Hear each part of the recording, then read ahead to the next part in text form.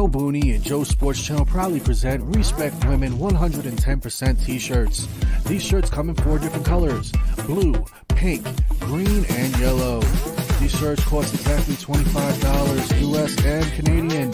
With each purchase, $5 will be donated to the Women's Breast Cancer Research Awareness. And don't forget, every Saturday night at 10:30 p.m. Eastern Standard Time, go to YouTube and search up Joe Sports Channel to catch up on new sports news and any special guests that may appear. And if you want to purchase more merchandise, go to joebooney48.wixsite.com/merch.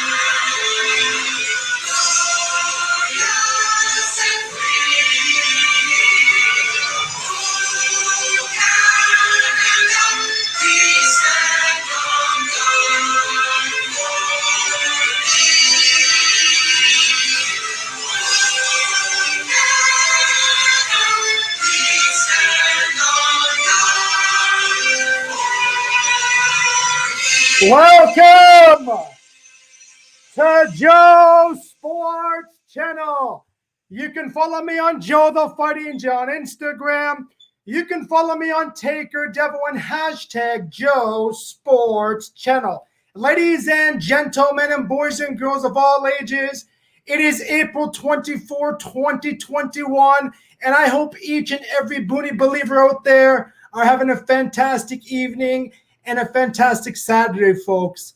Ladies and gentlemen, I want to say I can't thank TikTok enough for giving me the opportunity to go on there and bring this man on panel less than a minute. This guy knows his stuff. This guy knows his hockey. He knows about the Toronto Maple Leafs. We're diehard Leaf fans, so I'm going to bring him now, the Squadcast producer, Clark. Welcome, Clark, aboard. How you doing, my friend?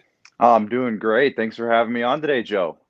Anytime, my friend. It's an honor, and thank you for taking time out of your schedule to come on the show. I really appreciate it, brother. Much love. Oh, it's okay. Yeah, we were just watching Harry Potter, and I got the reminder on my phone, and I was like, we got to get on. I got to get on with Joe. So I jumped on as soon as I could. I first off want to say what an unbelievable victory today by the Toronto Maple Leafs. They played well. Jack Campbell looking like Jack Campbell finally once again. Yeah, no, that was a great game start to finish. And the one thing that I noticed, and I tweeted about it, but man, the Leafs are starting to play a little bit of that pest role for a change. You haven't seen that for a few years. Yes. And you know, you can tell that they're under the Jets' skin because after last game, they came out and said that the Leafs are playing dirty. And in this game, you saw 2 guys get kicked out of the game right at the end, Simmons and Dubois. And, you know, if the Leafs are going to be kicking guys out like Dubois and getting under Ehlers' skin, I think that those guys are doing their job. So that was really good to see on top of everything else. I thought they got up early and they shut the game down right after that. So that was a great effort out of the Leafs. And after they had that little 5-game skid there, it's really nice to see something like that for a change. For sure. And I read the article. They said the Maple Leafs are a dirty team. I said, this is ridiculous. Like, it's like they want the Leafs to be at the bottom always. Seriously, look at the Bruins. They never talk about the Boston Bruins, how dirty they are. They never talk about the Philadelphia Flyers, how dirty they were. When the Leafs start getting good and getting Wayne Simmons and Joe Thornton defending their team, they talk about, are they a dirty team? Makes you wonder sometimes, seriously. You know? Yeah, and it was interesting because I was looking at Twitter after I was looking through all of the game's tweets, and one of the ones that I saw was actually from Darcy Tucker. Of course, everybody who's a Leafs fan loves Darcy Tucker, but he said, you know, it's funny that people are complaining that this team is dirty and physical. Because if you would have played back in the day with Pronger and Scott Stevens and those guys, this is nothing compared to that. So, and Darcy Tucker himself, I mean, he wasn't any a choir boy either. So, that's it's funny to hear that perspective from them. And then, you see tonight, Joe Thornton's all over Nick Ehlers, just getting in his head. My boy. Yeah, there you go. That's a great investment. That's a great investment. And one thing too, Joe, just on Joe Thornton, but a lot of people have been criticizing him, at least in the media or the fans, because he hasn't really produced offensively like he was, for the first 12, 15 games of the year, and he hasn't really gotten many points. So if this is going to be his role, where he comes out and he becomes a pest, I mean, he's seen the best of the pests. So if anybody's going to do it, and if he's going to take on that role and kind of become that person for this team, that's valuable, and they could use a guy like that. And he's no slouch either. He's a big body boy. He's been in a fight or two in his career, so I don't think he's backing down from anybody. So if that's going to be his new role, I'll take it. I'll take it too. When I saw him today playing, it's like the first time I've seen Joe Thornton this angry back since 2006, 2005 when he was a Bruin. And he was aggressive. He wanted the W, and the whole team. You look at Wayne Simmons, you look at Jack Campbell, you look at Sheldon Keefe, the whole team around the Leafs want to win it. And I look at the Toronto Maple Leafs this year.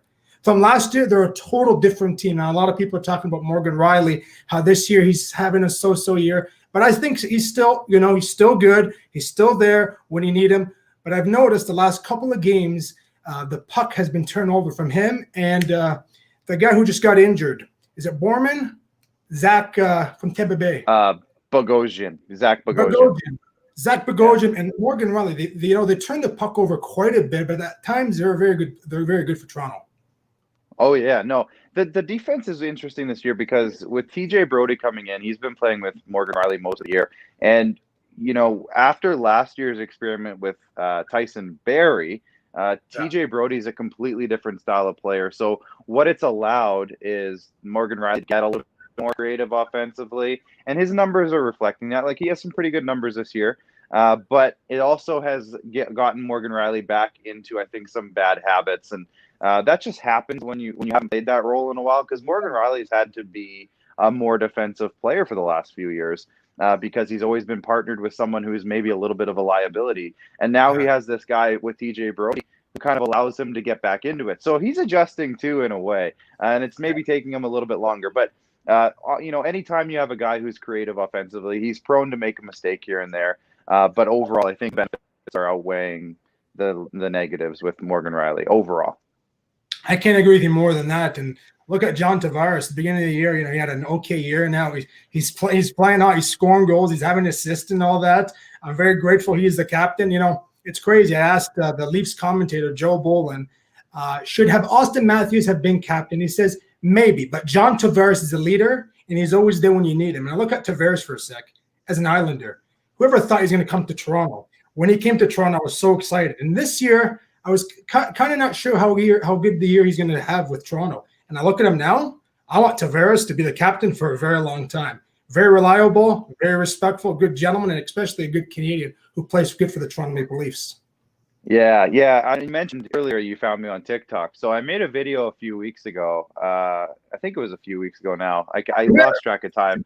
I made one specifically about him. And basically the way I was hearing it is that people were talking about him as, not living up to his contract. He's not producing enough.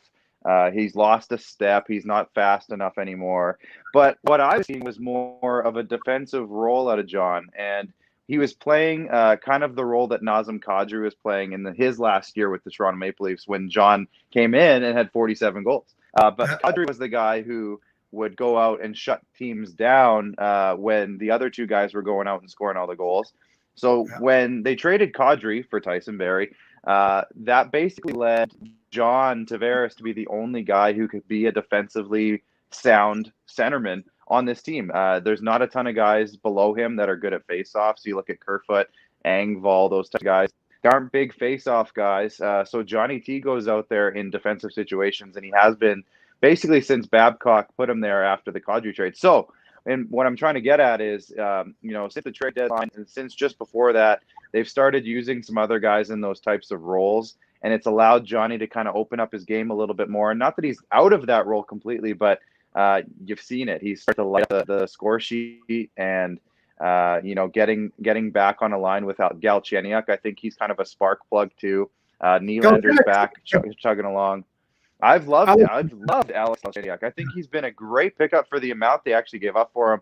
He's basically playing a second line role right now, and they gave up almost nothing to get him. So he's a huge pickup for the Leafs, and I think a lot of people don't realize this, but him coming in basically allowed them to not have to pay too much to go get Taylor Hall or a guy like that. Didn't have to overpay to go get a guy like that, and they can bring in Nick Foligno, who so far has looked really great on that first line. We'll see if he stays there or not, but I've loved the look of Nick Foligno. Seems like all the room is just rallying around that guy, and I think he's just going to be another great fit for the locker room. Another good fit for the locker room is Jason Spezza. Okay, This guy's getting $700K a year. Okay, this guy is producing every night. Okay, this guy, if he's not scoring goals, he's setting up goals. If he's not setting up goals, he's doing something in the ice. And I was so excited when they re-signed Spezza and they were talking about waivering him. I went nuts when I heard that. They were going to waiver Jason Spezza? Like, are you kidding me? Yeah. Come on. And not only that, but what a team player that guy is to threaten retirement in order to stay on the team too. And I love it. And it's just that's hard. All coming together. You want to play for Toronto. That's the heart, man. That's it. And Joe, I don't know if you were part of this or heard some of this before the season started. Back when they brought Joe Thornton in, and there was a lot of rhetoric around Leafs fans that said, or non-Leafs fans that were kind of chirping Leaf fans, but they said, "Oh, you want to win a Stanley Cup, so you go sign Joe Thornton, who hasn't won one yet." That was one thing that really bothered me. They made fun of the fact that Jason Spezza hadn't won a cup, and now Nick Foligno bringing him in. He hasn't won a cup either, so there's a little bit more of that kind of coming back up. And to me, it's the exact opposite. These guys are legends. Jason Spezza, Joe Thornton, specifically Joe Thornton, but Jason Spezza is no slouch. Nick Foligno's been a leader and a grinder his whole career. These are guys like the Mitch Marners and Austin Matthews and Willie Nylander, they want to win for these guys. They want these guys to get a cup. So bringing more of these types of people in is only going to motivate more people. These guys are on their last legs. They need a cup before they're done playing hockey. And that's why you bring those guys in to push these guys. Guys, like Joe Thornton's in there saying, "Guys, I need a cup. I need this." Did you see the anger today? He wants a cup. Like he doesn't. Toronto wants. He wants to win it for the city and for the country, man. You can see the love in it, the anger. Like I look at he's just an incredible player, incredible for his age, and he's just in the beard looking good. I remember him and Nelson Kadri when they ripped the beard off. And when I knew Kadri got traded and Thornton came, I wish there was Kadri and Thornton were playing on the same team with Toronto. That would have been really good. That would have been hilarious. But I love those moves, bringing those guys in who are basically playing desperate hockey, and I think they showed it tonight. If that's the kinds of Joe Thorntons and Wayne Simmons, and if that's who we're getting in the playoffs, like this is not a team that we've seen before, at least in a while in Toronto. And a lot of people are saying, well, Toronto's just going to go out in the first round again because that's what they do every year. But this is not like, I don't want to hype them up too much, but this is not the same team that the Leafs have seen for years. This is a totally different team. They're built differently. They have different mindsets.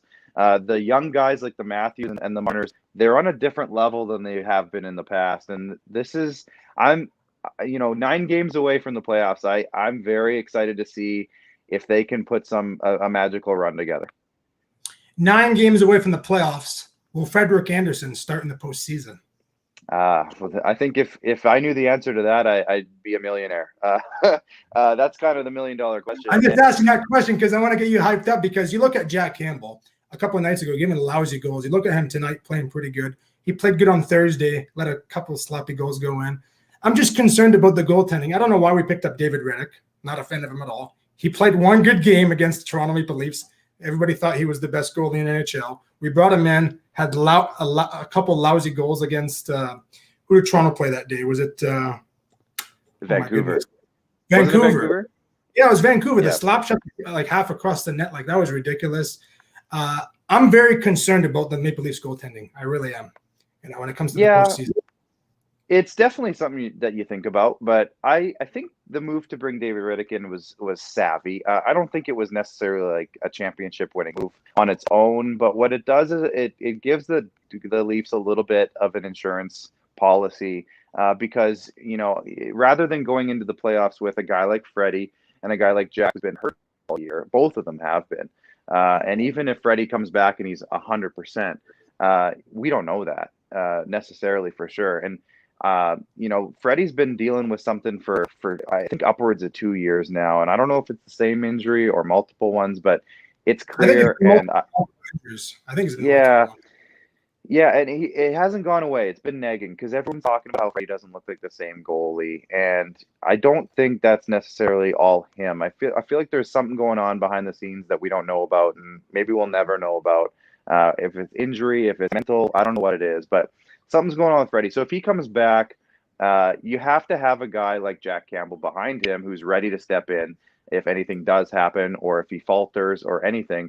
And then with Jack Campbell being a guy who's also been hurt, bringing in Dave Riddick is really just a way to have an experienced guy who's done it, who's been there, rather than a Michael Hutchinson, who I know he won a couple games in Colorado last year, but I don't know if Would I you feel better about.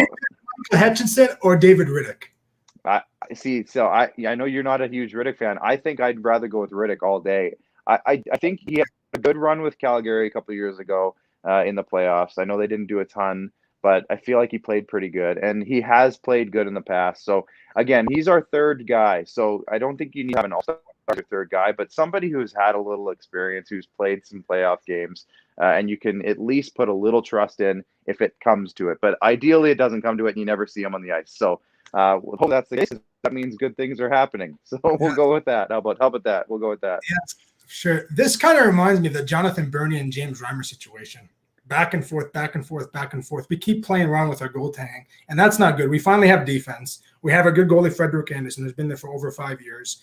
And I don't know if you remember, but a couple of years ago, Game 6, that dive and save by Frederick Anderson. I don't know if you remember that. It was Game 6 in Toronto at the Scotiabank Arena. I think that was the last time you'd see Anderson actually at his best. Because after that, he was injured, coming off and on the ice. You weren't too sure if Anderson was going to come back as a Leaf. You look at him this year, had a remarkable run, then he got injured. Now he's out for how long? It's been 2 or 3 weeks now. So it's sad to see. It's been longer than that. It's been a good month, and he did play really well. He did play really well in the playoffs last year. You got to give him credit. He had a 936 or something save percentage. I know he probably let in some that he would want back. And that's kind of been his thing, is that when big games come along, he is a guy that tends to give up a soft goal here and there.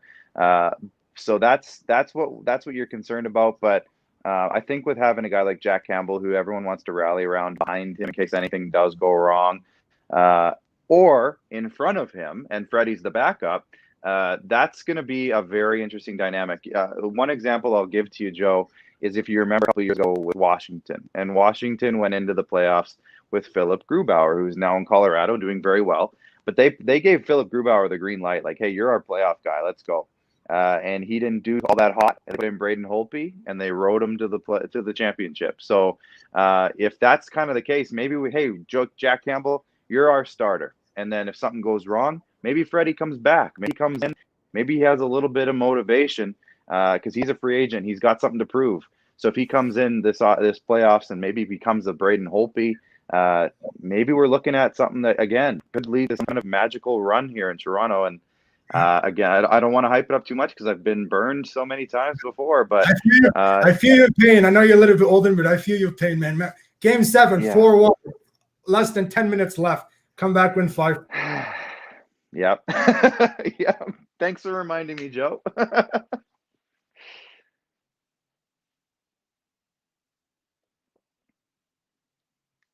Oh, I think you froze up on me, Joe. I don't know if it's on my end or on your end.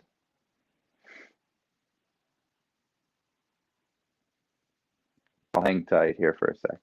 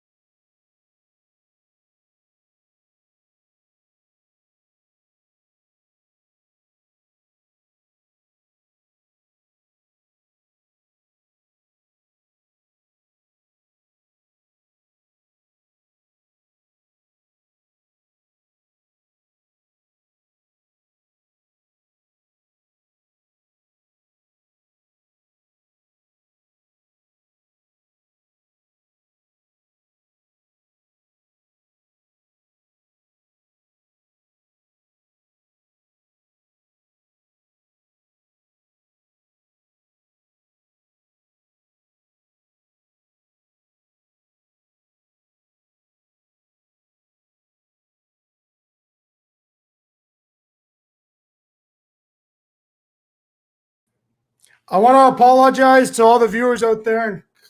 Producer Clark, I think I'm back on air. Yes, there we go. I'm so sorry, man. This Hey. internet has been ridiculous for the last week, and we've called Bell and Rogers and Fido, and they still haven't fixed the problem. I'm Totally fine. That's my job. I work in live broadcasting for a living, so we've had way worse. Trust me. I feel you, man. What were we talking about? Oh my goodness. I got really upset. I think we were right on goaltending, and then you brought up Boston Game 7, and the internet shut off. So I'm going to blame you and bringing up Boston Game 7 for that one. Okay. So, yes. So the Bruins, I remember going back to the Boston Bruins, we were up 4-1 with less than 10 minutes left in the third period, and the Bruins came back and won 5-4. And I remember that game. I was about 12, 13 years old. Next day I went to school really, really angry, so frustrated as a Leaf fan. Like, I'm just angry. I don't want to go to school. And from that day, the Leafs weren't the same until this year. When I look at the Maple Leafs this year, they haven't had a good team since, let's say, back in 2006, 2007 with Matt Sundin and Darcy Tucker. That's when you see the Leafs, how good they were. Yeah, and, even that year, I think back to that Boston series, and the fact that the Leafs got to a Game 7 against that Boston team is kind of ridiculous because, yeah, look at the roster top to bottom. Like, they were bad. Like, they weren't good. And the fact that they were able to scrap together that and they had a 4-1 lead with 10 minutes left, like, it is kind of a miracle to begin with. So I've changed my perspective a little bit on that. I was pretty sad about it for quite a few years. And, you get the chirps, but I think back and I look back at it now as a bit more of an older gentleman, older, mature folks out there might know what I'm kind of talking about. But the perspective now I look at it, Kadri was just coming into his own that year. Morgan Riley was like basically a rookie. And they had, so many guys who were out of the league within 2 or 3 years after that year. And it's just pretty crazy that they were able to do it. So, the teams now they're building something so much more special than what they had that year. And I remember coming back into the year after that playoff run against Boston. I shouldn't call it a run. It wasn't a run, but that playoff loss to Boston the next year, I was thinking, okay, well, now we got a playoff team, but they were not a good team. Like you look at it now, like they went into a heavy rebuild shortly after that. So it's really interesting to look back and kind of change your perspective over time on that as this team is now at the level that they're at, and it's interesting. But it's been a while since. No, I was just gonna say it's been a while since they've had a truly good team, and I think we're finally entering that kind of level again. I was a big Phil Kessel fan. Okay, when they got rid of Phil Kessel, I was really angry with myself. With that rebuild team, I think he would have been a perfect spot with them because, he knows the team, he knows the organization, he knows everything. And when they got rid of him and he went to Pittsburgh and won back-to-back Stanley Cups, I was angry because every Leaf player, ex-Leaf, goes to a different team and wins this Stanley Cup. I don't know what it is, my friend. It just happens, Yeah, really. That's the thing. They've had good players over the years, but because they've been such a bad team, they have to dump those players off in order to get some sort of asset, draft pick, whatever, younger player to try to propel themselves into what they thought was going to be a better team. So you look at guys like Alexander Steen and Carlo Koliakovo over the years got traded to St. Louis. Carlo Koliakovo didn't win the cup, but Steen did. So guys like that, over the years, Clark MacArthur got dealt and he was pretty good. I know he had some injury issues, but there's so many different names that you can talk about through over the years, but they were all good players. It's just that the Leafs thought they needed to start, get a different piece in here or there, and it never seemed to work out. You're right. It never worked out. It never worked out and all that. And actually, I wanted to ask you this question before the stream cut off. Who is the best Leaf pickup off-season out of your eyes? So this team right now, who's the best off-season pickup? Well, I'd like to say Joe Thornton just because of the different aspect that he's brought to the team. But it's hard. Wayne Simmons had a nice little pickup. He's had a nice little thing, but I think it's got to be TJ Brody. I mean, that guy's been playing top pair defensive minutes. He's really shored up that top pair that hasn't had a reliable second guy on it for years. And a lot of people will say, well, Ron Hainsey was pretty good. Yeah. Was he? I mean, he was fine. Hainsey was good. He was okay. He wasn't the great. He was okay. No, but this gives them an option now, TJ Brody, for a few years at least, I think, of that top pair being Riley and Brody, and I'm totally fine with that. I love that move. Zach Bogosian was sneaky good too. So I just love I loved how they handled this offseason. Even the draft, Rodion Amirov, I think is going to be a special player in a few years, maybe even sooner. So we'll see how that pans out. And, a lot of depth moves too, a lot of like the Jimmy VCs of the world, who's no longer here, but Travis Boyd played a nice little role for them before he got picked up off waivers. So they had a really good offseason overall. And I'm looking forward to seeing how they handle the Seattle draft this offseason and a few other things. Because it's they have pretty much their whole team signed. So it's an interesting year because usually, you go into an off season and, you have 100 question marks as to what's going on. They do have a lot of unrestricted free agents, but it's a lot of guys who are either older, are going to come back, or some other circumstance. But Zach Hyman's kind of the biggest question. Freddie Anderson's the big question. Outside of that, like their big boys are all signed for a while. So that's one positive for them going into this offseason specifically. But last offseason, I think they did a really great job of getting kind of exactly the fits that they needed. And it's clearly paying off with being in first place pretty much the entire season so far, at least in the division. Going back to what you're saying about Zach Hyman, phenomenal player, great athlete. A couple of days ago, the knee hit. He gets a 2-game suspension. Our buddy's out for at least a couple of weeks. Like you gotta give me, you gotta give me a break for that. Like give the guy at least 5 to 10 game suspension. That was on purposely. That man, like obvious. That was interesting because Alex Edler's not. I don't think he's the type of guy who runs around and does that all the time. I think he's had a couple of instances with that in the past, but I know the league shies away from suspending guys who don't have a really strong history of doing those types of things. So 2 games, it's not surprising. That's kind of what a lot of people said he would get, and just he was at the end. I think I remember seeing the time on the scoreboard that game, and it said he was out there for like 2.5 minutes or something crazy. So he was exhausted. I think he was just trying to get off the ice, and Zach Hyman kind of got the puck in his way, and then he shifted his body, so Edler stuck his knee up. I'm not saying it was a good play. I don't think it was clean. It was dirty, but in the situation that Edler was in, it was a desperate, exhaustion-filled play, and it's just really unfortunate how it worked out. Zach Hyman's the resilient type of guy. He's a machine. He'll come back, but it's really bad timing, especially just a few weeks away from playoffs. And if he can't be 100%, that's going to be a big blow. But hopefully a guy like Nick Foligno can kind of fill in a little bit for that type of role. Yeah, I have so much respect for Hyman. That was Mike Babcock's favorite player. I'm a big Babcock. And a lot of people say, why do you like Babcock? He's strict. Because I liked him. He was strict. He benched a lot of players, but he was old-fashioned. He was an old-fashioned coach that I have so much respect for. I think, what is he for Saskatchewan now? The coach for Saskatchewan? Yeah, University of Saskatchewan. Yeah. Well, he's with NBC Sports right now because the University Sports aren't playing right now. So we'll see what happens because they've been pretty quick to cancel their seasons already. Like last year, I'm thinking last year. So we'll see what happens with university hockey in Canada here if Mike Babcock actually even gets a chance. But yeah, they hired him, so that was an interesting way-making move for that university to go out and snag him. So that'll be something to watch. I would love to have Mike on my show sometime. If I can find a way to get that guy on, I'd love him.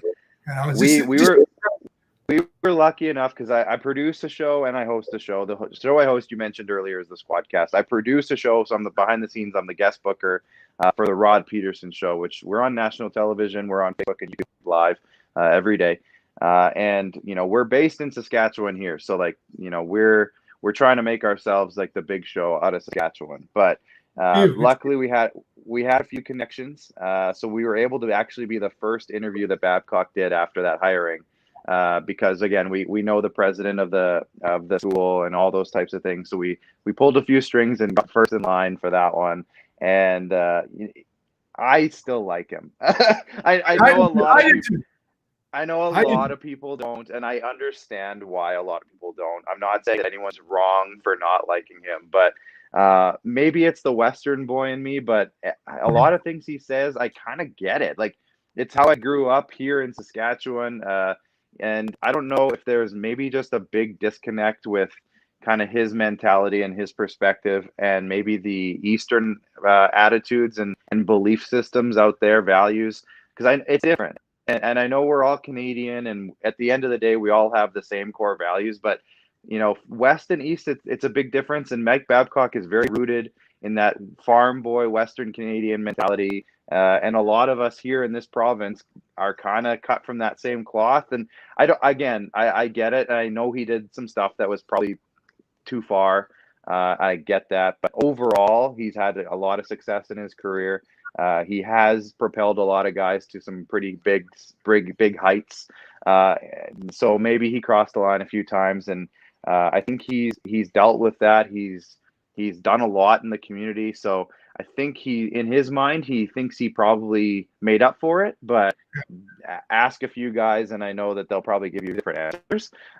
So that's the confusing part about Mike Babcock is, a lot of people don't appreciate his style, but he is that hard-nosed coach who gets stuff done. And it doesn't really you don't see it all that often anymore. There's a very new brand, a very new style of coaching, of players, and he was very much of the kind of the late 90s transition into this new era, and that's just who he is. So I love the hiring from the U of S. I think it's going to be interesting to see how he is able to work with university age kids. And another thing too, just before we get off and change the topic, a lot of people say, oh, well, university, like he's going to be dealing with 18-year-olds. How is that even possible? I saw a lot of comments like, how is the school even allowing him to work with these young kids? And yeah, right. I don't know if anyone knows University Hockey Canada, but it's not young kids. These are 21, 22, 23, 24-year-old men who have played junior hockey for 4 or 5 years, and now they're at university as in their mid-20s. These aren't young men. These aren't young boys. These aren't young boys. These are young men, and they're very much mature and developed. So I don't think it's going to be that big of a shift as a lot of people are saying, just because he's not working with just guys who are fresh at grade 12. Like these are guys, these are men who are in university. They're older, and it's going to be a different. It's going to be very different. It is, because he's from the NHL and he goes to the University of Saskatchewan. I want to go back to when Mike Babcock was a Leaf. For a matter of fact, why the Leafs are this good because of Mike Babcock. It wasn't because of Sheldon Keefe. Sheldon Keefe's only been there for about over 2 years. So you got to give credit. That's Mike Babcock's team. If people go back and look at the team he had, Zach Hyman, Morgan Riley, all those great players. So that's Babcock's team. Give him credit for that, Oh yeah, and the thing is, like this season that we're in right now is Sheldon Keefe's first full year as the head coach. Like, good. A lot of people forget that Sheldon Keefe came in halfway through last season, which was 2019. So he came in and he hasn't had a full season. He had the bubble playoffs. He didn't have a full training camp this year either. But like you said, like the foundation of what this team is now is what Babcock and Lamoriello and Shanahan put in place. Now, has a lot changed? Yes. A lot has changed. It's definitely not the same team as it was, let's say, the year they lost to Washington, for example. But Matthews' development as a player, Marner's development as a player, whether there was some negative along the way, they are what they are now because of those first few years in the league. So I do like what you're saying, where Babcock's got to get a little bit more credit than I think some people are going to give him. You got it, because a lot of people do not give him credit. It's like anything playing players. It's part of the system. Hockey. It's everybody knows what that is, right? Yeah, A lot of people are quick to write him off just because there is that negative aspect to what Babcock's personality is. So a lot of people are saying, this has nothing to do with him, but. Look back, it truly does. And Mitch Marner, think back to when he was a rookie. He was getting put down on the fourth line. He was getting benched. William Nylander was getting benched. He was putting down on the fourth line. That helps these guys get stronger later on in their careers. And whether they realize it or not now, I think at the end of their careers, they'll look back and they'll be like, you know what, that taught me a lot of valuable lessons, and I'm a better player now because of it. And I think a lot of people won't want to admit that, but I'm sure that has something to do with it. Anyways, there's our little Mike Babcock talk for the day. I like that. You know what, man? I can't thank you enough, Sis, for coming on the show. I really appreciate it. No problem. I want to talk about the Squadcast. How long have you been doing it for? Like, when did you notice you wanted to be a podcaster, a guy on television, a reporter, journalism? When was that moment? Because one day, like, my dream is one day to become a professional ESPN reporter. I'm 21 years old, and I'm doing well for myself. I'm doing well. I think I'm doing good. I got a lot of supporters behind me. Just step by step up. When did you just figure out you want to be a podcaster? Yeah, it's actually really interesting, and I kind of have to go back a little bit before that all happened. I was working in junior hockey for 5 years. I worked in the Saskatchewan Junior Hockey League, which is Junior A, and then I worked for the Regina Pats, which is the WHL and the CHL. So I worked for the Pats for 3 years, and during that time, I got to know. I was in charge of the game day production, so all the fun stuff that happens during the game to keep the fans entertained, keep the sponsors happy. That was a lot of what I did. So I got to know the production crew at the rink pretty well, and that included the entire company that runs all the camera crew, all the equipment in the back, all the the big score clock, screens, and they did a lot of live events and other things. And after the Memorial Cup, which I was a part of here in Regina. The ownership of the Pats they were changing up their budgets, and there were some cuts. And the year after the Memorial Cup, I worked one more year after that. They cut a few staff members. I was one of them, fortunately. But what worked out really nicely is that cut you off. Yeah, I was one of them. They had to shrink the staff because they were cutting the budgets. And after a big expense like the Memorial Cup. I wasn't shocked, but I was just sucked that I was one of them. However, it worked out because the production company, as I mentioned, was expanding rapidly. They were adding projects constantly, and they said, "Hey, we need a guy to come in and help us run events." And that's what I did for the last 3 to 5 years. So I was like, "Sure, I'll come in. I'll see what I can do." And one of their projects that hadn't started yet but was about to was the Rod Peterson Show. It's this live sports talk show every single day, and come in and run this show and help get that off the ground, and then we'll see what happens. And it's been 2 years since that happened. So I've been there. It's not just talking. Broadcasting is a lot of work. People think you just sit down and video on the television. No, it's a lot of work physically. And luckily, our host is amazing. He was the voice of the Saskatchewan Roughriders in the CFL for 20 years. He was a voice in junior hockey for, I think, 12 or 13 years before that. And he had his own sports talk show on the radio for, I think it was almost 10 years, maybe even more than that. And he built that from the ground up. So in terms of a guy who can run a show, he was perfect. I just came in and I supported him, and there was a few other staff members behind the scenes that supported that kind of endeavor. And I turned into the guest booker, and all the, I did a lot of fan engagement and stuff like that, social media stuff. So that turned into, me booking guests and getting this really good vibe on booking guests and making a lot of connections. And then this past summer, obviously lockdown, everything's going on with pandemic and everything. We had an intern, and his name is Max. He's my co-host now, but we had an intern, and, every time he would come into the building, we would have these great chats, just like me and you, Joe, are having right now. We would have these great chats and just talk hockey or talk baseball or whatever. And, it turned one day, Max is like, we could have a show. And I was like, I don't know. And I had done some on-camera stuff with Rod's show in the past, and I'd done some voiceover work. So I've been on the radio in my Saskatchewan Junior Hockey League job. I was on the radio a little bit. So I had a little bit of flair for, talking in front of people or on camera or whatever. So Max is like, oh, we could totally do it. And I was like, God, I have kids. Like, I have other stuff going on. I don't know if I have enough time to do this. He's like, He's like, think about it. So he kept bugging me about it. And so a few days later, I'm like, all right, what do we have to do? So we talked about it with my boss, who, again, owns the production company.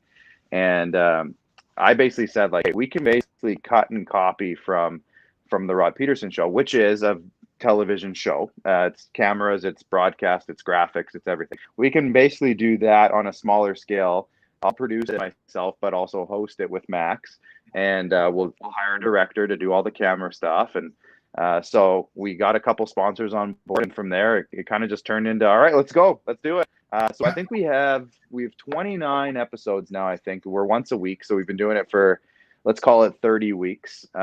So I guess I think our first show was last September, I think. And we've just been pulling from connections that I've made from the big show, I'll call it, the Rod Peterson Show, all the guests that we made. We've had on my show specifically, we've had Nick Kiprios, Paul Hendrick, who's a Leafs writer. We've had Nick Alberga from SiriusXM Sportsnet. And, you know, we've had football players. We had Greg Zahn on our show. We had, he's great. He's let me bring something up. You're going to actually laugh. Oh, sure. Yeah, absolutely. So anyway. I was at the Rogers Center one year, and it says, who wears the best suit, Cherry or Zahn? So Greg Zahn signs it and puts an arrow. This guy laughed out loud, and he loved it. It's pretty sick and all That's that, too. Great. I'm surprised he didn't steal that sign from you, actually. Yeah, he was pretty cool. And to be honest with you, I'm a huge Greg Zahn fan. I love the guy. He was great for baseball, especially for Blue Jays Central.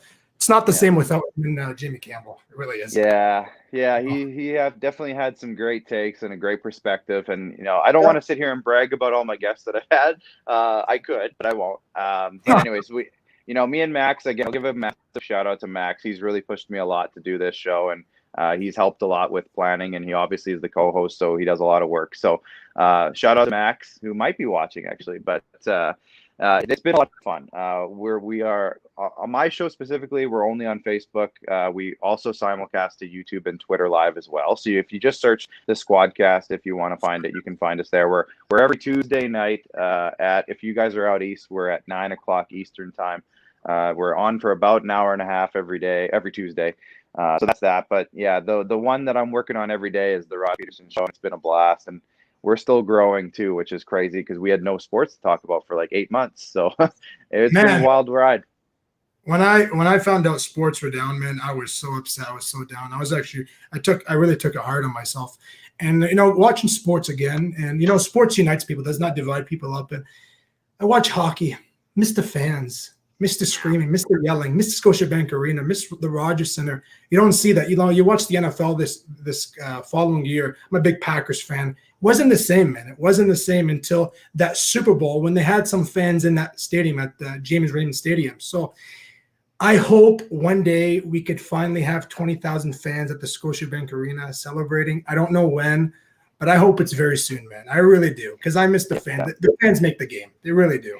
Yeah, you know, it's funny. The first, I'm going to say 15 or 20 games of this particular NHL season specifically, I didn't notice it, and I think I tried to not notice it, and I thought the hockey was good enough, so I was like, you know what, this is fine. I don't notice it. But recently, with the games kind of getting more intense, and you see these moments during the games where, you know, guys are getting rough, or there's a big chance and it's quiet. And it's kind of eerie. Like today, for example, there was a chance just in tonight's game where I can't remember if Austin Matthews stole it or Mitch Marner passed it to him, and he got through like three guys and got a really nifty backhand chance basically right on the goal line, right up against Hellebuck. And it was a really good chance, but it was like silent. And it was like, was it a good chance? Like now I'm watching the game more. You miss those reactions. You miss the building, like if in case something might happen, you miss that kind of stuff. Yeah. So I've noticed it more in these last, I'm going to say 10 games than I did in the first batch of games. But, you know, I'm hoping that by next season they start trickling again, especially in Canada. You're already seeing it in the States where, you know, stadiums are half full, sometimes even in Texas full. WrestleMania, 75% capacity. I'm a big wrestling fan. It was packed. My buddy was at the night one. It was jam packed in there. It was like normal. Like there's no such thing as COVID, right? Yeah. Just make with the vaccination rollout, again, it's a little slower up here, but you know, with it happening pretty fast down south, I'm hoping that maybe by next fall we might see a sniff of normality. It might get kind of back to what it used to be, and by next year, you would hope that it's back to the way it was fully, but we'll see. I won't be the one to tell COVID what to do. It's gonna tell us what to do. So yes, unfortunately, we got a few minutes left. I wanted to ask you about the Canadian division. When it first started, I was really upset because I like Toronto, Boston. I like to see the original six, Toronto and the Rangers, and Toronto and all these. It's the original six, and you know, playing the American teams. I was pretty upset. It was just a Canadian division. And then, you know, you go through the season, you're starting to watch Winnipeg, Toronto, Vancouver, Toronto, and you get used to that. Now, when you first watched the Canadian division between the Maple Leafs and Ottawa, kept watching over and over again, did you get sick of it? Did you want to see something else? Or do you like the Canadian division yourself? Yeah, I was one that actually I kind of like it, but You it's know what not. those guys do? Yeah, it's never going to happen ever again, and like it won't even happen. Like a lot of people ask the question, are they going to keep it into next year? It's not possible with the amount of travel, and demographics with Vancouver and Toronto, and the time zones, and it won't happen ever again. So I kind of bought in early that I like this, and I just want to see how it goes, and it's fun. And, I know you say you see Ottawa every game or Vancouver or whatever. But it also I feel like it's fueled some rivalries. And let's go back to the other divisions as well. But, you started to see now Toronto and Winnipeg. Now we're rivals. Like after I'm enjoying tonight, that. they're rivals now. Like for the next little while, Nick Ehlers is going to be target number one. Pierre-Luc Dubois, nobody likes anymore. So it's fueling, like Edmonton, Calgary has been fueled.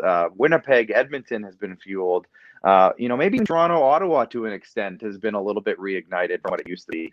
And then we're going to see Toronto, Montreal in the first round. We're going to see Winnipeg, Edmonton. Do not count out the Calgary Flames. Okay, I won't. They're- I won't. Okay, so we'll see Toronto, Calgary in the first round. I want to see that. I would rather actually see. To be honest with you, I would love to see Montreal and Toronto, but I'd love to see Calgary and Toronto too. I think both would be fine. There's something about that Toronto Montreal thing that just hasn't happened in so long that I think it would just be so fun. And it would be way more fun if there was full stadiums.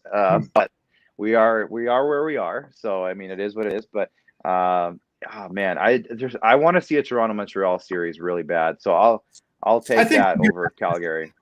I think we'll get that first round. It's just Montreal's been really struggling. Carey Price is out. They got their backup goalie there. There's speculation, will Carey Price be back before the season ends? We're not sure. I get the schedule here for the Maple Leafs. They got, the Montreal Canadiens on Wednesday. Then they got the Canucks and then Canucks again. And then the Canadian Senators. And then they finish off with the Jets on May 14th at 8 p.m. If the Maple Leafs can finish off with a winning record, I like that. I don't want to go with a losing record. I don't. I love, you said how many times they play Montreal? We play Montreal 1, 2, 3, 4. So next 4 games, 1, 2, 3, 4. So, it's funny because, as I'm not going to say we because I'm not on the team, but we, the Leaf fans, Leafs Nation, has a really big role whether Calgary makes the playoffs or not. You're pulling it up. I see. So, with Calgary struggling so much and they basically need every game right now, and the Leafs play the Canadiens 4 more times, that's 8 points. If Montreal doesn't win a few of those games, that could be the difference between making the playoffs and not making the playoffs. So that's actually a really interesting little storyline you just kind of concocted up there, Joe. So good for that. That'll be something to really watch over the next little while. When I saw that, when I said 4 games Canadians and the Canadians lost it against the Flames on a 2-game losing streak, Wednesday's a big game for the Canadians, but Wednesday's a big game for us too. Because what is the score tonight? I haven't looked. What is the score between them tonight? I think the final. Let me check. I think the final score over by now. Yeah. Canucks are up 2-1 against the Senators. Okay. Oh yeah. 5-2 the final with an empty net goal. Flames win. Flames won it. Okay, interesting. Whew, that just makes it more fun. Yeah.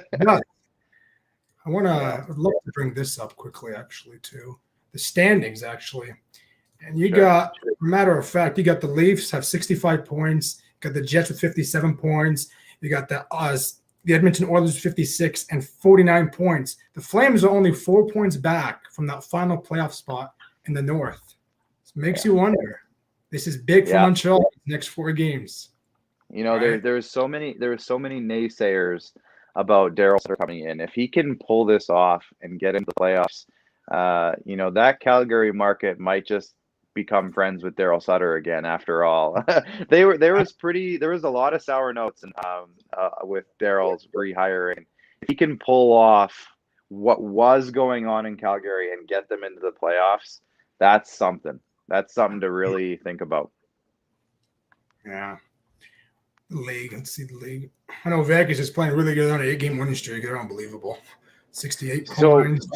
So yeah, me and Max, we have a little Saturday show where we kind of just talk hockey and then we make picks for the night. And we were talking about the West Division a lot today. If you can pull up the West Division specifically, Joe, if you don't mind. Absolutely, sure. Right here. I don't know. I don't know what has changed tonight. Sorry that I'm like old manning the screen here, but I'll make it bigger for you. Here you go. Oh, there you go. There you go. Colorado lost tonight. Okay, so that's interesting. But before tonight, there was 3 teams. The Vegas had 8 wins, Colorado had 5 straight wins, and Minnesota had 6 straight wins. And everybody below them had like 5-game losing streaks. So it's interesting that now tonight, a lot of those teams don't have those big losing streaks. So stuff might be shifting in the West. But the West seems to be such a weird division this year overall. With Minnesota being good, I never saw that coming. So good for them. But Colorado and Vegas are just dominant, and those bottom 4 teams are just awful. So it's been a wild year for all of the teams, and that's why these divisions are interesting, but only for 1 year. I don't think these can be sustainable, especially with Canada coming back and mixing back in with everybody after this. But it's been a really fun, interesting experiment for this season because you've seen some things that otherwise we would never have seen, and we're never going to see them ever again. So I found it really interesting in that regard. I have too, and I look at the Arizona Coyotes for a sec. They're only 1 point back. Yeah. Yeah. They're only 1 point back to lose. But their goal differential, like the way that the season has been going, they're just not a good team. So that's why the West is so interesting. Because I feel like there's 2 good teams, St. Louis, and then everyone else is bad. And I say that like I don't think St. Louis is even that bad of a team, but they're not the same team as they were when they won the Stanley Cup. So it's the fact that they're so far behind Minnesota blows my mind. And we were talking about that today. I couldn't believe it. I keep having to remind myself that Minnesota is okay this year. I don't get it, but they're all right. And I really think a big threat in the playoffs is the Florida Panthers. They got Florida. Sleeves. Tampa Bay, defending champions. Steven Stamkos back, or is he still injured? No, he's playing. Yeah, he's good. It's Kucherov. Kucherov's the one that's going to come back for playoffs, and having not played all year, he's going to jump right into the lineup and probably be the best player on the team. But Carolina's one too. That Central Division's interesting because Tampa's in there, Carolina's in there, Florida's in there. I think you could be looking at 3 teams with Jack Adams, Coach of the Year award candidates right there. Those 3 teams. One other team, Minnesota, I think, the way they've been playing this year, probably their head coach, Dean Evison, probably deserves a bit of notoriety for what he's done in Minnesota. But I think that you'll probably see Rod Brindamore and Joel Quenneville names at least in the top 3 when it comes to Jack Adams voting this year. So that'll be interesting. That will be interesting. I'm looking at the Penguins. I remember beginning of the year, they're talking about rebuild, and look at them now. They're second in the East, and they're 1 point back from first against the Capitals. So that's another impressive move. Everything Brian Burke touches turns to gold, right? He was on Sportsnet, and he got off there and went to Pittsburgh. He's doing well. Actually, I like Brian Burke. He did okay in Toronto. You don't like him? No, I love him. I love him. You love him? You love him? Yeah, I've met him. I've been lucky enough to meet him in person one night, and it was after he got fired from Toronto. So it was interesting for me as a Leafs fan. I was trying to get as many of those like fan questions in as you could, but I also didn't want to come across like that because he was a speaker at a banquet that we were doing in Estevan, Saskatchewan, of all places. But he came out there and he hung out with us afterwards in our players' lounge. We were watching, I think it was the Ducks and Kings or something we're playing that night.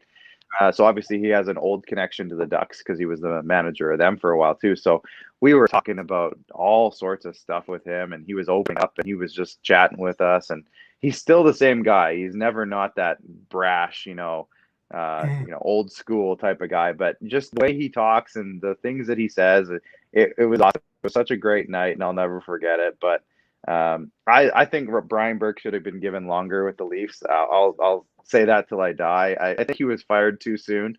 I think he was just starting with that team that made the playoffs, just starting to do something there, and he just wasn't given enough time to keep it going. But I think, it's going to be I love the fact that he's in Pittsburgh now. He gets to work with Crosby in the start of his career and maybe try to build a couple more teams for him and see what happens. He's not shy of a rebuild either. So if he wants to rebuild, I think Extall would make for a very fun watch if Pittsburgh's rebuilding, the whole league is going to be fun to watch because where they send guys. Because Crosby, if they trade him, where does he go, and how does that change that team and that division, and where does Malkin go, and Letang, and all these guys? Like, there's so many good players on that team. If they tore it down, the whole league is going to just it's going to be like a fantasy draft at NHL 21. Like, it's going to be wild. So I'll be curious. I'm very curious. I'm very curious too, because when I look at Pittsburgh, they're always up there. And you know what? Like I said, I'll go back to saying they're supposed to be a rebuild team. Now they're second, 1 point back from the East. And hey, when they get into the playoffs, never say never with those Penguins, because for some reason, when Pittsburgh, if they start hot, they will finish. They'll start strong and finish strong. And you look at Letang for a sec. I would love if Phillies picked him up. I'd pick Letang over Riley any day. I don't care how old. I don't care how old Letang is. Letang is something else. I love the guy. Just an incredible individual and a good hockey player. Yeah, can't say anything bad about him. No, I got a couple more questions to ask you. I want to ask you about Austin Matthews for a sec. There's 8 games left. How many goals do you think Austin Matthews will end up with? I'm saying 42. Yeah, I think he's got to hit 40. He's getting back into his stride again, and when he gets into that stride, like you saw tonight, he had like 6 chances. He gets so many chances every game. He's just always in the right spot. He has such a good shot. He can score from anywhere on the ice. I don't need to tell you how good he is, but I think he gets at least 40. You said 42. I'll one up you. I'm going to say 43. 43. Okay, 43, 42. Now I'll do this. If he gets 43 goals, I'll send you a nice Toronto Maple Leafs hat, a postseason hat, just for you. Yes. Just for you. Sure. I'll take it. 100%. Somebody's saying 38 is my guest. She's from Saskatchewan as well. Rita, how's it going? I hope he gets more than 38. He has They have 8 games left or 9 games left now after tonight's 8 games, I think. It's 1, 2, 3, 4. With the pace that he's on. Yeah, with the pace that he's on, I would sure hope he gets more than 4 the rest of the way. But I could see him getting, 40, 41, somewhere in that range, which is just wild. And I think the numbers that I just saw were that on a regular season right now, he would be on pace for, I think, 65 goals the way he's scoring right now. And I think over the last 82 games, he has scored over 60 goals. So it's like this guy's entering some level that we've never seen in Toronto as Toronto fans. We've never seen this. Go ahead, sorry. No, we can all say, yeah, Matt Sundin had some amazing years, and he did. But, Daryl Sittler was amazing. Doug Gilmour was amazing. We've never seen this production out of any player. Austin Matthews is quickly becoming on his way to the best Leafs player ever. And I don't want to say that too lightly, because I know that's a big statement, but Dean's looking back here and saying, "Why you're saying that? My favorite player, number 13." I know. I don't want to say too loud, but I feel like, with the pace that he's on, with how good he's becoming, with everything that he does on the ice, like, he's better defensively than a lot of people give him credit for. I really do think that, he is on his way, at least, if not best player ever, at least best goal scoring Leaf of all time. So we'll see about that. But if he sticks around past this contract, which I think he will. A lot of people don't, but I think he will, and he could easily be the best Leaf of all time before he's out of blue and white for sure. Sure. Now you look at Austin Matthews during the postseason; he struggles quite a bit, and a lot of people criticize him. I've been hearing that the last couple of years, and during the pandemic and with COVID and all that, I think Austin Matthews will have a better postseason this year than the previous postseason from last year and the year before. I just see something different out of Austin, how he shoots, the wrister, just everything about him, his attitude, his stash is growing even more thicker. Just something about him is saying he's going to score a lot of goals in the postseason, and they will make it very far into the postseason. I think they will get out of round 1. I think they'll go very far this year. Yeah, I'd like to think this is the best team and best chance that they've had since Matthews and Marner have gotten here. Like, they've never had this good of a team since those guys have been here. So I think if any year it's going to happen, like, they can easily. I don't want to say that too lightly, but they have been able to beat every team in Canada, no problem.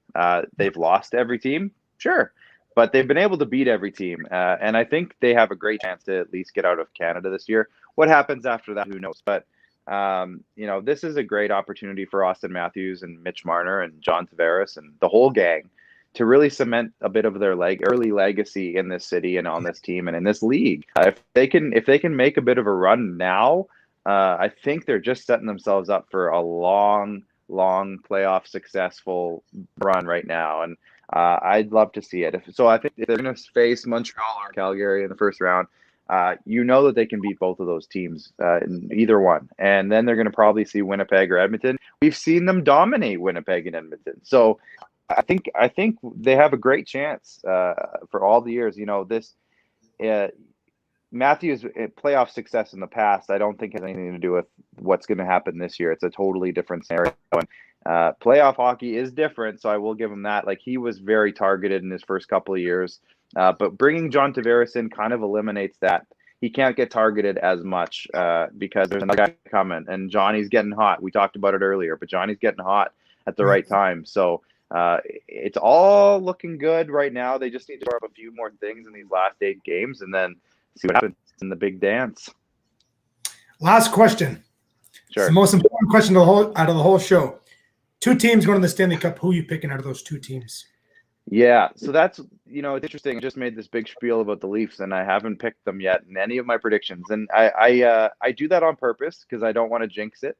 So I've been saying Colorado, and I've been saying Tampa Bay. So I'm going to stick with those 2 teams. And it's going to be interesting too, because once you get past the divisions, so let's talk round 3 and then the Stanley Cup final, I don't know how those seedings are all going to work out. Like, I don't know if Colorado will play Tampa Bay in the 3rd round. I don't know if Colorado will play Carolina or Washington or Toronto. I don't know how it's all going to work out. So I'll wait to see. It's hard to pick like a who's going to play in the top 4 and then who's going to play in the Stanley Cup final, because we don't know who's going to play who yet. I think they reseed the teams after they get to that round. So they did something on Sportsnet today. I was having some dinner with my family. They're doing something. I can't remember what they were saying. They were doing like the American teams, how it's going to work. I couldn't understand it. I didn't have the volume up all the way. I wasn't sure. Maybe I caught on to it. I don't know. No, I missed it. So I'll have to do some more research. But I'm going to say Colorado, Tampa. Let's just go with it. And then I'm not jinxing these guys, so that's why I'm saying that. Maple Leafs in the Vegas. I'm picking. That would be so fun. That'd be so fun. That would be good. Vegas, Toronto, Yeah, that'd be great. But Colorado, Toronto, Nazem Kadri comes back to Toronto and faces them in the Stanley Cup final. There's a storyline there. Yeah, there you go. Well, my friend, I really can't thank you enough. Seriously, it's been a privilege having you. A great show.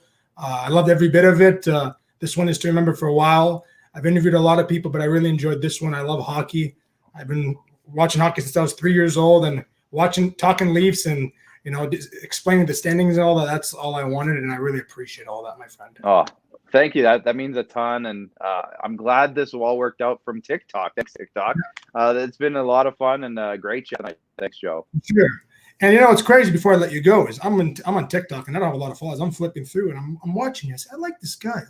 And start talking to the Leaf. I said, you know what? I want this guy on Joe Sports Channel. And look at this. It's April 24th. It's 11:34 p.m. Eastern time, and they're on the Booni show. So thank you. We're chatting. This is great. Thanks. TikTok's been crazy. It's been a wild ride, and I hope to keep going on there. It's much fun, and I get to meet a lot of great people. So thanks, Joe, for bringing me on, and thanks to everybody watching. No problem. We'll see you soon. Take care. All right. Sounds good. See ya. Ladies and gentlemen, folks, I am so grateful and I am so blessed. Tonight's show was one impressive show between your host, Joe Booni, and the man himself, producer Clark. The guy is just incredible, knows how to talk his talk about the National Hockey League, but especially about the Toronto Maple Leafs. So thank you once again, Clark. Sorry for the chat. I didn't read all your messages, but I'm going to read them all. I'm going to read them from the beginning.